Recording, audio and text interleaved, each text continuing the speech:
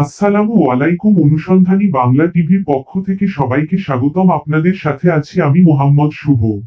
সীমান্তে এক মাসে অস্ত্র মাদক সহ 5 কোটি টাকার চোরাচালান পণ্য জব্দ। রংপুর রিজিয়নের বিভিন্ন সীমান্ত এলাকায় গত এক মাসের নভেম্বর অভিযানে 5 কোটি টাকার অধিক অস্ত্র মাদক ও চোরাচালানকৃত মালামাল জব্দ করেছে বর্ডার গার্ড বাংলাদেশ বিজিবি। মঙ্গলবার 9 ডিসেম্বর দুপুর 1টায় দিনাজপুর সেক্টরের সদর দপ্তরের অডিটোরিয়াম হলে ফুলবাড়ী ব্যাটালিয়ন 29 বিজিবির আয়োজিত প্রেস ব্রিফিংয়ে sector commander colonel Mohammad Faisal Hasan Khan এসব তথ্য জানান।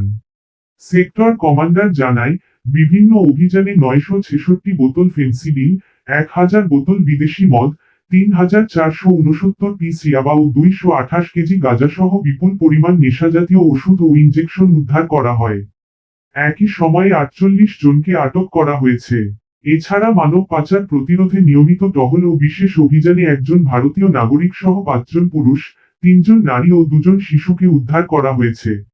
অস্ত্র উদ্ধার কার্যক্রমে 3টি ওয়ান শুটার গান, 6 রাউন্ড গুলি ও 2.30 কেজি গান পাউডার জব্দ করা হয়। তিনি জানান, চোরাচালান দমনে ভারতীয় প্রসাধনী, ওষুধ, খাদ্য সামগ্রী, শাড়ি, কম্বল, জিরা, চিনি, পেঁয়াজ সহ বিপুল পরিমাণ পণ্য, 25টি মোটরসাইকেল, ইজি বাইক, নৌকা ও বাইসাইকেল উদ্ধার করা হয়েছে। একই সময়ে 125টি গরু, 13টি মহিষ ও 2টি ছাগল আটক করা হয়।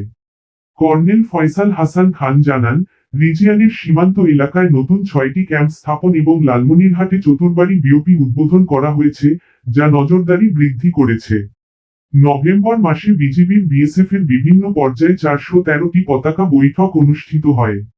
এ সময় ফুলবাড়ী 29 ব্যাটালিয়নের অধিনায়ক লে colonel M Jaber bin Jabbar Jitu, operation officer major Tanim Hasan Khan উপস্থিত ছিলেন।